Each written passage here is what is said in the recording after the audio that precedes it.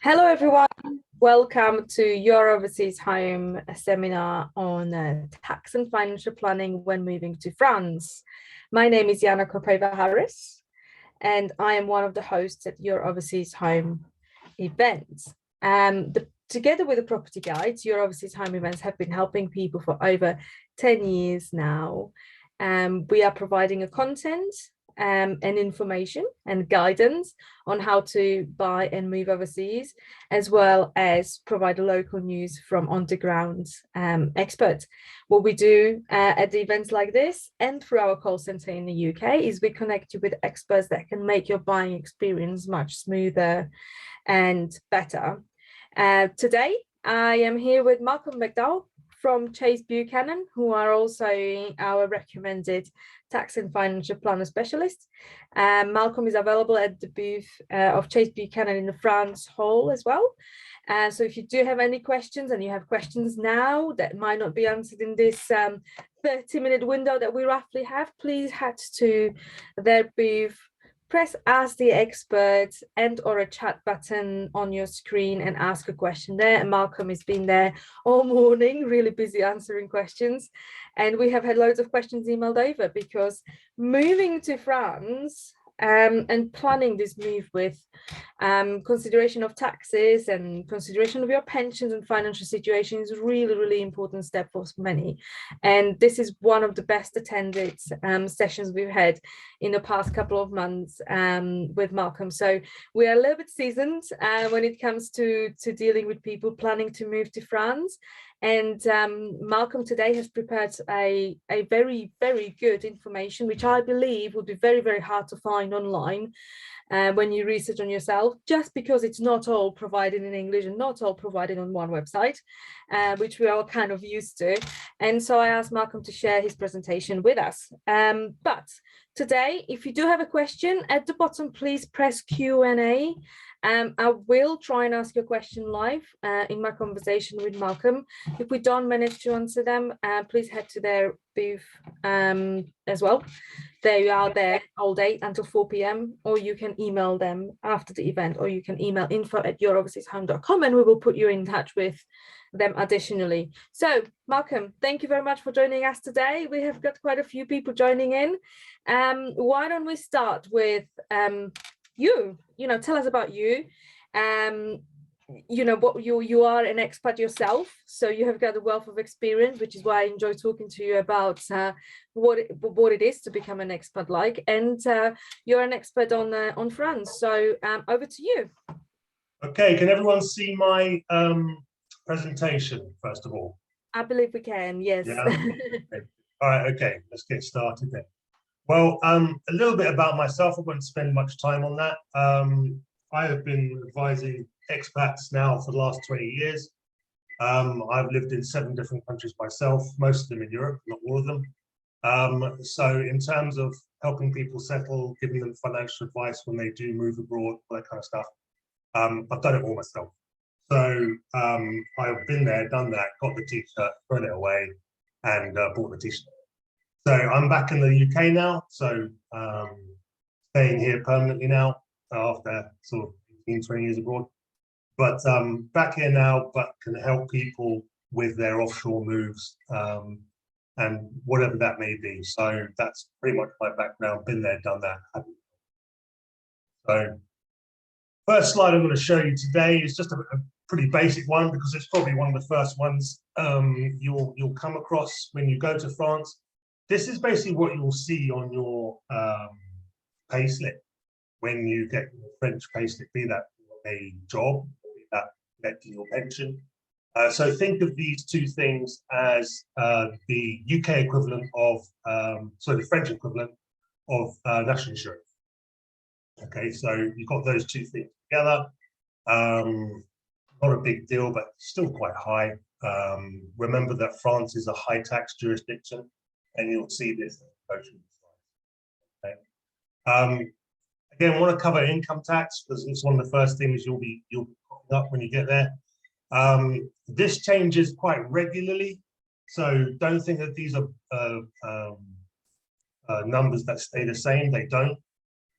They move every single year. They're supposed to move with inflation. Okay, I think that's nonsense. They don't move with inflation. They move much slower than that, but it is what it is. So up to 10,000, you're not paying anything. Between 10,000 and 26,000, you're paying 11%. Between 26 and 74, you're paying 30%. Between 74 and 160, you're paying 41%. And over 160,000 euros, you're paying 45%. But that is not all. Okay. If you are on a high income, exceptional tax on high incomes, this is the additional amount that you need to pay. So on anything between 250 and 500,000 euros, there's an additional 3%, and anything above that, that's 4%. Okay? And remember, and this is something that people forget, this is based on worldwide income. Okay. Obviously, that will be subject to the provisions of the relevant tax treaty where that income is coming from. Yeah, but it is based on worldwide income. You won't have to pay it twice, but you will have to pay it. Okay, so yes. Can I interrupt you for a second? I think if you could make your presentation into presentation mode, by clicking the little button at the bottom of the screen, that would make these numbers much larger, because I think. Okay. Can you see them now? Is that better? No, I think you need to press a little button next to the sliding scale, and then that goes into presentation mode, and it will make it much larger. Oh, I can't. It's right next to a minus button. Sorry, our viewers. We are trying to make your experience a little bit better. That one, that's it. Perfect. Is that better? My apologies. I think it will. Okay. All right. Okay. All right. Okay. So, moving on to the next slide. So yeah, just bear that in mind. French come after high-income people. The tax setup is very much set up that you can go after high net worth. So just bear that in mind. There are ways to mitigate all of these, but obviously you need to sit down with someone like myself and what those things are. But one thing at a time. Okay, so real estate wealth tax is something that obviously most of you will be interested in. So just bear in mind, anything over 1.3 million euros is going to be a subject to this tax. Okay, it shows on there anywhere between 800 and 1.3, but that's not the case. You only trigger that once you go over 1.3. Okay, so the first 800,000 is for free. Okay, so just bear that in mind. Also, after your move to France, you'll be exempt from this tax for the first 5 years on your assets located outside of France. So if you go to France and purchase a house that's over 1.3 million, you'll be subject. But if you move to France and you haven't purchased a house yet, and you've got the house back in the UK or wherever it is, then you will not be subject to this for the first 5 years. Okay, but again, French come after high net worth individuals. Okay, so if you don't understand that, just ask me after. But that's an important one, because a lot of you are going to be selling properties and buying properties right from. This is one I like to talk about, but not for too long, because it is important, because this is not something that we have in the UK. So this is a French tax all of its own. So it's to do with movable properties. So movable properties are personal property that you own and take with you. So everything in your house, your cars, your jewelry, your books, machinery, stuff like that. The French tax authorities apply capital gains tax and income tax on these movable properties. Okay, so we don't have anything like that in the UK. So just to give an example, let's say you were renting out some pictures, or renting out some property, or renting out your car, then the gains that come from that tax. Okay, now I know a lot of people don't do this or haven't done this historically, but this is happening more and more. Okay, so people are getting income from all sorts of places. So, and there's a flat 30% tax on these capital gains. However, it does vary depending on what type of income. But having said, I don't come across this often because most movable properties are depreciating assets. There's no capital gains on most stuff you own, and are you renting it out or getting an income from it most of the time? Okay, but it's important to know about it because it is something specific to the French. Your income, sorry, your UK pensions while you're in France. Okay, this is pretty straightforward. So you start drawing down on the UK pension in France, the UK will take the tax on it. Okay, so that will come off at the start, and then you need to make up the difference. Okay, that's pretty straightforward, but it takes a while. You're looking at about 6 months to get that set up and getting a regular income coming in from the UK. And since Brexit, HMRC have not been very helpful with these they've been slapping emergency tax codes on a lot of things. And I've had 2 clients towards the end of last year. So just be aware of that. If you've got a deferred UK pension and that's not in drawdown yet, then yes, you do have the ability to put it into a more tax efficient UK or overseas vehicle. It's just like I said on the presentation, it's on a case-by-case basis. So it depends entirely on your personal. Okay. Next slide.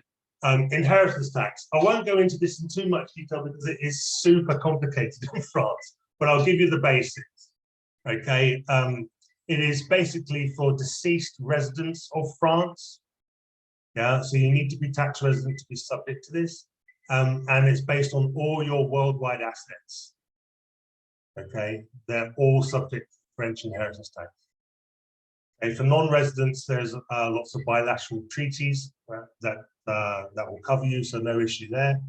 But inheritance tax in France is steep. It's everything over 100,000 euros. Okay, and I won't go into all the breakdowns there. That is high. Okay, generally speaking, that is high, especially. Okay, but there are ways of mitigating French IHT. You just can't do them on your deathbed.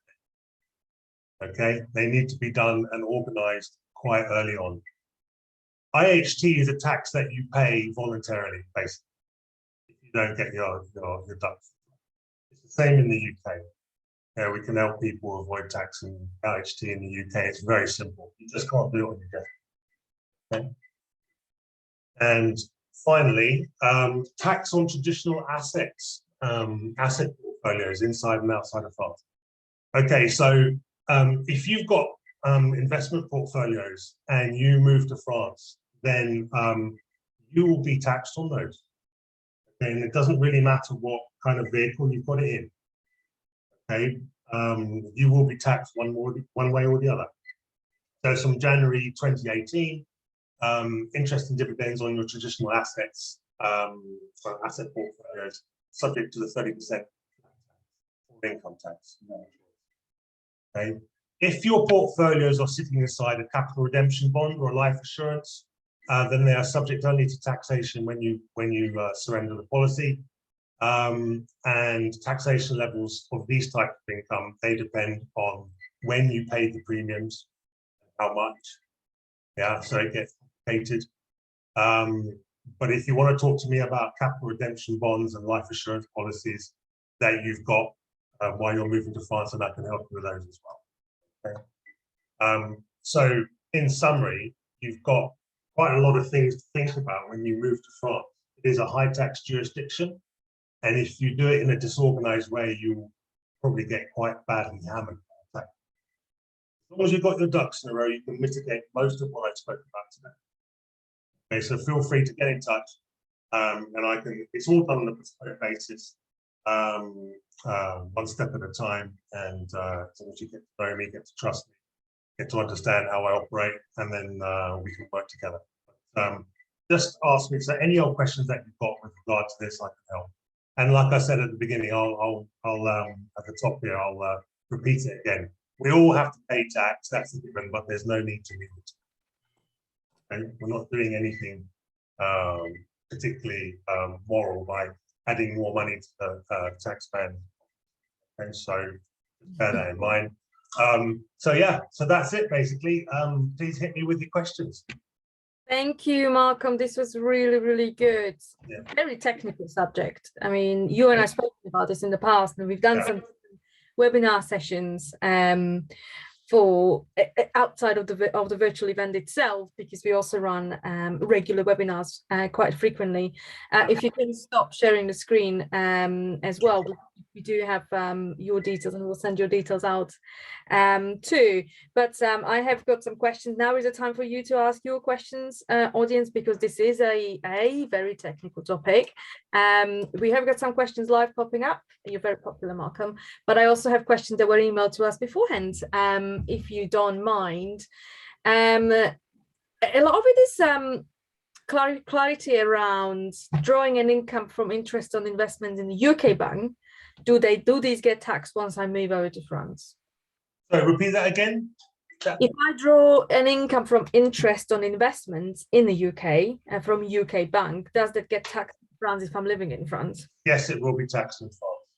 And it falls under which tax category?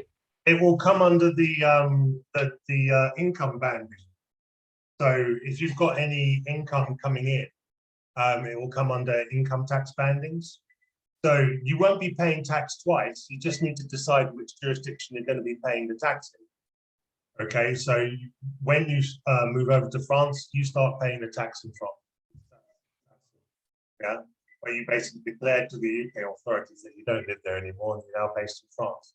If you're going to be drawing on any interest on investments and you leave them in the UK, the French will come after that. Yeah, and it's really the one that I spoke about right towards the end about not real estate tax, but tax on income on lump sums on traditional asset portfolios. They will come after those. Okay, so you will need to. There are things that you can do, products that you can put the investments in that will protect it from capital gain. Yeah, and I can help you with that. Yeah, but you leave it in the UK and draw on it, you'll be taxed. Okay. Can we clarify for our audience, moving or living in France, how many days or months are you considered to be a French tax resident versus not? Somebody's asking because they are only but they are only going to be living in France for about 3 months a year. Okay, yeah, it's 183 days. Okay, so if I'm 3 months, it's not. No, you'll be fine. You go back within 3 months, you won't even need any kind of visa or anything like that. Okay, perfect. I have a question about international property tax and how do we value the properties? Is it a purchase price or a current market value? Current market value. Very straightforward. We do. France, you had a slide on that, on international property tax. So is it all of your properties? Yes, it is. Yeah, but just bear in mind, if you move over within the first 5 years, your properties overseas will not be subject to any kind of that tax. Okay. So it's only after 5 years. If you purchase a property in France, it's over 1.3 million, then you'll be paying it. Okay. There is also, I don't know if we've covered in this one, but I have got a question about the vehicle import tax. I think not sure if you've had it covered in your presentation, but no, I didn't cover it, but I know about it. So basically, you're only paying import tax on any cars or anything like that if they are new cars. Yeah, okay. If you're going to bring over one of your old cars, and when I say old, they draw a specific line for this, so more than 6 months old, then you can just bring it over and register it. Okay, no problem at all. But if you start buying new cars and bringing them over to France, then yes, you'll be subject to that. Okay. Can we focus more around pensions? Because we had loads of questions, and I'm trying to kind of put them together, whether there are some similarities. But let's start with the pension wealth. How is that treated in France? Okay, so look, your pensions inside France, let's say you've got a UK pension, you start drawing down on it in France. You've got a couple of problems. First of all, is you need to pay the tax in France, not the tax in the UK. So you need to set that up with the French tax authorities. So that's one thing you need to do. The next thing is when you draw down in France, your lump sum, you would normally get tax-free in the UK. So the 25% that you get from your pension, that's tax-free. That is not tax-free in France. They will come after that. Okay, and they will hit that with normal income tax. Okay, so just bear that in mind. And also, when you have a pension and you finally pop the clock, it's okay that it's sat inside a pension, it passes on to your beneficiaries. It will not be subject to an inheritance tax. If it's inside a trust, it will not be subject. Just bear that in mind. Yeah, I did have a question about the trusts. You know, the French tend to ignore trusts. Okay, this was something, trust is law that was brought up by the Brits back here, I mean, hundreds of years ago when we used to go over to the Middle East and talk to people and come back. Our invaders used to go over there and come back with lots of loot. So they need to put it somewhere. So this is where trust came from, so that people would look after their loot when they went over and to go and get some more.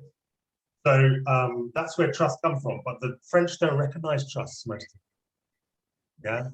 Yeah, if you try and put something in a trust, you put it in a fancy tax mitigation structure and then move to France, you think you're okay.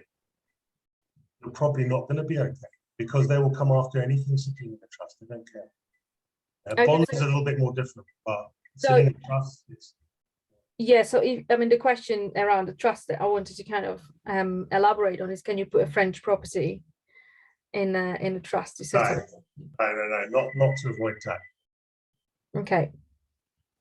Then there is another question about inheritance tax, which is not necessarily so much of a problem if you sort it before, but does a spouse pay the inheritance tax? So absolutely not. No, it has to pass generation. It will pass, whatever you pass on to your spouse will not be subject to any different tax. If you're paying on a pension, you're getting your pension and you pop the clogs, it passes on to your spouse, she carries on paying the tax. Okay. Yeah. When it passes on generations, where it gets subject to inheritance. Just a little warning for my audience. We've got a couple of minutes left, so if you have got a question and you want to answer Malcolm live, please use Q&A button. But I will continue with the questions that we already have, which are quite a lot. Yeah. I've also been busy in their chat room on their stand today. Yeah. Answered lots of questions. However, I have got a question about the rental income.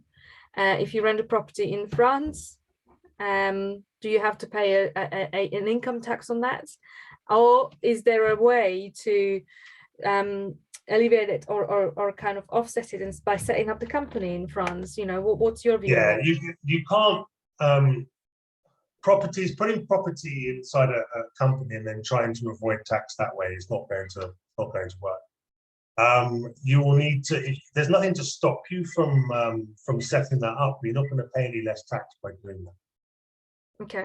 So yeah, so just sounds like a French tax system is pretty set up to catch you out on anything, really. It is, yeah, it is. It's a high tax jurisdiction, but there are, let's put it this way, government approved ways of mitigating these taxes.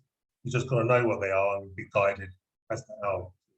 So general advice before we wrap up and go over some of the key takeaway points, which I really like to do with a lot of the technical topics like this one is, if you are moving to France and purchasing a property you intend to live in, do you benefit from speaking to somebody like yourself before doing it, or should we wait or after you find a property and complete, and once you are in? Because it's really important to understand, you know, where do you stand when it comes to this financial planning. I mean, I know it myself. I don't often want to talk to somebody unless I know exactly what I'm doing, because I feel like, you know, I'm not even in the property yet.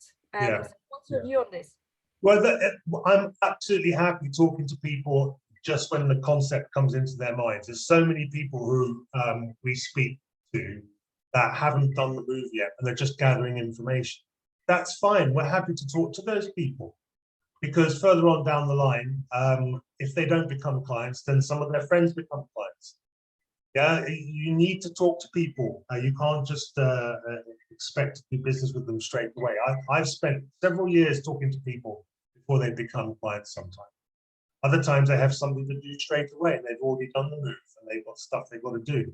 But if they want to discuss things and if they want to do it in an organized fashion, then talk to someone like myself beforehand. It costs you nothing.